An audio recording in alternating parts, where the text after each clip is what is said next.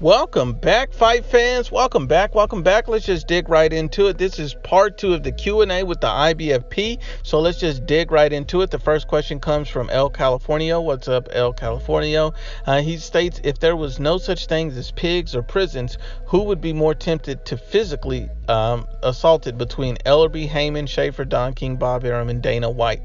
I don't know, brother, but I will tell you that all of these guys have their own faults. All these guys have their own downfalls. And, all these guys aren't good for the sport of boxing because, these guys have too many issues amongst themselves with not wanting to work together to make things happen. I'll give Bob Arum and Eddie Hearn this. Both of these guys have come together to make fights and make a lot of fights. But let's just keep going.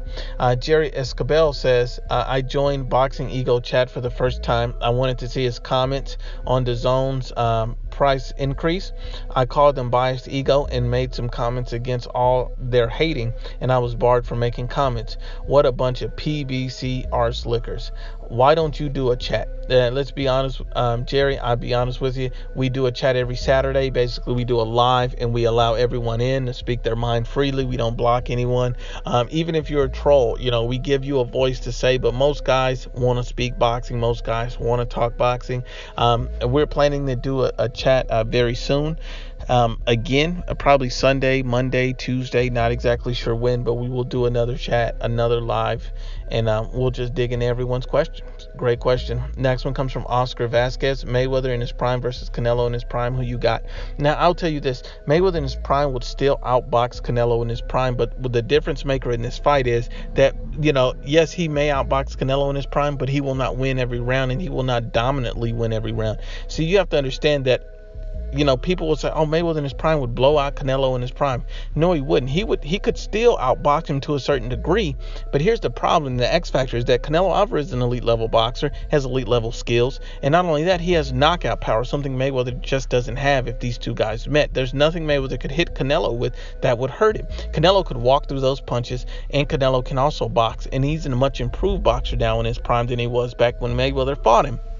If you look at Mayweather, he struggled against, Marcos El Chino Maidana. So when he struggled against Maidana in that particular style, as we all know, styles make fights, you don't think that Canelo Alvarez would be able to present a style and a game plan in his prime against Mayweather that would give him at least some difficulty, that would give him some problems? Absolutely, because stylistically, Canelo has drastically improved. I think it would be a 50-50 fight between Mayweather and Canelo, and if Canelo were to win, he would stop him. If Mayweather to win, it would go to a 12-round unanimous decision. That's just my opinion. But let's keep going. The next question comes from Emmanuel Moreno. Emmanuel states, IBFP, could you do a video exposing the false narrative that Canelo is taking advantage of Jacobs by weight training him? This idiot David False Tennyson on ESPN Deportes has been saying Canelo is taking advantage like he did against Chavez Jr. This guy must be checked on his shit.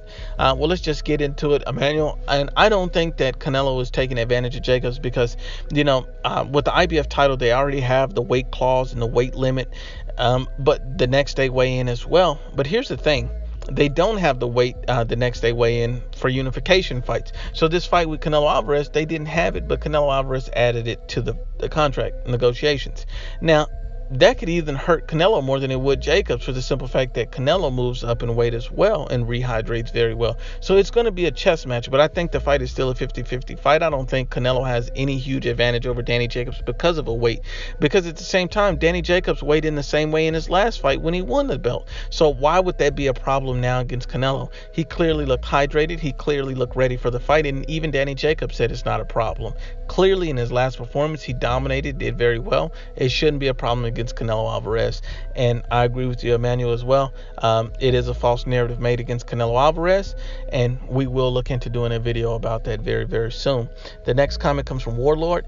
If, most likely will, Canelo beats Danny, how many excuses will happen the next day? A ton of excuses. A lot of guys disappear after a loss and they don't come back. These guys don't like to talk about it. For me, a prediction is just a prediction. If you get it wrong, you get it wrong. It is what it is. We all love boxing. And, we try to predict things to the best of our knowledge. And sometime in boxing, anything can happen. And so if Canelo Alvarez does beat Danny Jacobs, all these PBC fanboys, all these false narrative pushers will just start hating on Canelo more, such as is Dante's bias nation. Because if you look at Dante, he's just going to pump up Jamal Charlo and say why that fight isn't happening, when Danny Jacobs is a much better fighter, much more proven fighter, and a former world champion and a current world champion. But, some guys never get their credit. But let's keep going. Juan Holguin says, talk about the Al Heyman slave contract. As far as Al Heyman goes and the slave contract stuff, when you look at it like this, Al Heyman is just, I feel like he's just convinced Deontay Wilder that, he's going to be able to get a better deal with Showtime and the PBC, when in reality, only an idiot would pass up $100 million plus guaranteed deal that you don't have to go on pay-per-view for. And that's what Deontay Wilder did. He pulled the biggest idiot move in the history of boxing. Unfortunately for him, he better hope he does not lose a fight, because if he does, that ginormous offer is off the table. JB states, who are the most feared induct fighters in boxing? I'll say the most feared induct fighters in boxing. I'll start with Anthony Joshua. I'll start with Terrence Bud Crawford. Those will be my top two, because I believe Joshua and Terrence Crawford are the most feared and most ducked boxers in their weight division. I think these two guys are the most avoided, and these guys are the least talked about. I just think that these guys are a problem for anyone. I think that when you look at other fighters, that people don't want to fight, I'll give other guys their credit. I look at Vasyl Lomachenko. A lot of guys don't want to fight him. He's pretty ducked as well. You look at Gervonta Tank Davis doing everything in his power to avoid facing a Vasyl Lomachenko. So I can definitely understand why he could be on that list as well to some degree.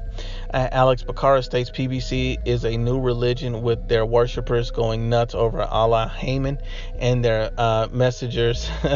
Diva Boxing, Ego Bias Nation.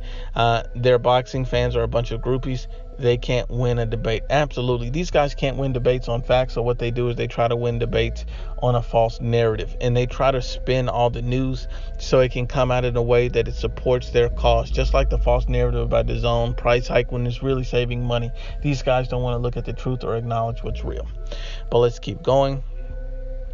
Frankly Speaking states that sometimes I think you forget that boxing is a business, or Spence is ducking Crawford, or Wilder's ducking Joshua, or Tank ducking Tevin. It's politics and money that prevents popular fights from manifesting. I enjoy your knowledge and opinion, but we can't forget the business side of boxing, which you don't cover most on your podcast. Peace. I appreciate that, Frankly Speaking, and I agree with you. The business side of boxing does prevent some fights from happening. I have no doubt about that. But the reason why I don't cover that, because in all of the situations you name, the money's there, the business is there. It's simply that these guys don't want to make the fight. Let's start with the Tank versus Farmer fight.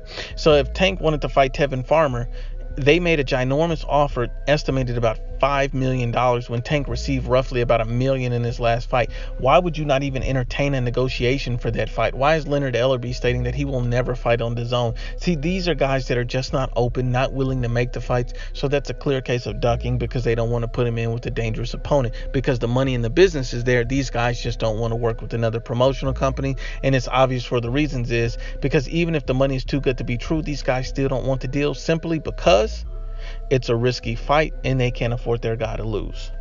If you look at Wilder ducking Joshua, who turns down $100 million guaranteed historic contract offer. When Deontay Wilder, you look at it, he's going to be making way less than he would on this fight against Dominic Breazeale if it was not for all the hype that he built and clout that he built using Anthony Joshua's name. Deontay Wilder only got this offer because of Anthony Joshua, because of the clout, because of the Anthony Joshua bringing the heavyweight boxing back to where it is today. So the fact that the money is there to make the Wilder fight, but he simply doesn't want it. Spence and Crawford, the money's there. Crawford offered Danny Garcia $5 million. And now you realize that Errol Spence Jr. and Terrence Crawford fight would be worth a lot more than $5 million for these guys. I could see a 50-50 split. Simply, even Errol Spence Jr. said that he refused to fight on ESPN, and he stated that he's a network free agent. He said to Terrence Crawford's face that he's going to take the easy route. These are clear cases of ducking. This is not business or politics. These guys are choosing not to want these fights. You have to be honest and unbiased when we speak about it. But thanks for your question, Frankly Speaking. Peace. And let's keep going. David Avalanche states that why Dante hate Triple G. You are a master. You told us Spence will get exposed. His power got exposed. You think Mikey should stay at welter. And don't ever change doing a good job. Thank you, David. I appreciate it. And if we look at it, why does Boxing Nation hate Triple G? It's because he wants to pump up a narrative of the PBC and pump up a narrative of Jamal Charlo as being the greatest fighter he's ever witnessed. And so when you pump up these false narratives, these guys get exposed like Jamal Charlo was exposed against Matt Korobov. He hates Triple G because he's accomplished things that Jamal Charlo simply hasn't and may not ever accomplish in the middleweight division. But let's just keep going. I did tell you that Errol Spence Jr. would get exposed one way or another, win or lose against Mikey Garcia. I'd already stated that he would get exposed against Mikey. I'm not exactly sure how it would happen. Yes, Mikey lost and I lost a prediction, but you have to remember that I called it a 50-50 fight. I said either guy can win many times.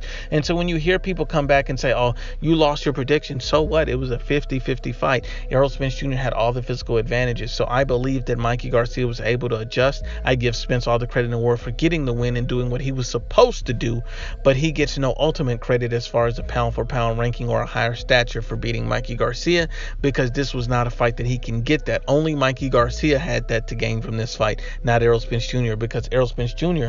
was not moving up in weight. Mikey was. So these guys have to be honest and unbiased about that. And I think Mikey Garcia should drop down at least 140 pounds. I'm not sure if 135 would be too much, so I think 140 would be fantastic for Mikey. Welterweight may just be a bit too much for Mikey Garcia. Derek Lee states, who's the A side when Crawford Spence fight? Honestly, I'm starting to think Errol Spence, and that's only for the simple fact that Errol Spence Jr. is getting so much hype behind him, so much attention, and so many fanboys and groupies that simply because he's gotten all this hype, he's starting to lean towards being the A side. He has potential fights with Sean Porter where he can unify. That's going to push him towards being the A side. Not that because he's a better fighter or any other reason other than that. It's just because the hype, because he's getting the fights, because he has all these in-house fights to be made, because his name and his brand is growing at a rapid rate. That would be why Spence would be more of an A-side against Crawford. But if I'm Crawford, I wouldn't even care, because my thing is, if I believe in my skills, you beat Errol Spence, you become the most dominant man at 147 pounds, period.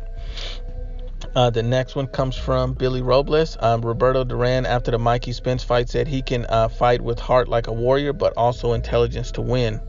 So since Roberto Duran said Mikey Garcia also needed intelligence to win the fight, which he did not have tonight, I was rooting for Mikey, but he did disappoint me that night. Watching all his skills and highlights from lightweight to 140, I thought he would display them in 147 division with Spence, but he didn't. It almost looked like a money grab for Mikey. Your thoughts on what Roberto Duran stated about Mikey Garcia? IBFP, always unbiased, hashtag. And I have to be honest about what Roberto Duran stated, and it also felt like the same when I watched the fight, is because the skills that we seen Mikey Garcia had, Mikey Garcia didn't get stopped like many fanboys and biased channels predicted. We knew Mikey would go the distance with Errol Spence when nobody else knew it. We knew it. The only thing is, Mikey Garcia never made adjustments, and that's something that he always does in every fight. Mikey Garcia didn't use any lateral movement, which would be the common sense and common theme in this type of fight, and he didn't do it. So he did a lot of things that didn't make any sense. I believe Mikey Garcia has a skill set that would at least be competitive with Errol Spence Jr., but he wasn't. So at the end of the day, we have to accept it for what it is. But if we're being honest and unbiased, it's hard to argue with anything Roberto Duran said, and I have to respect the thoughts and opinions of a legend. Once again, unbiased as always, it's the IBFP. Please share, like, and you must absolutely subscribe.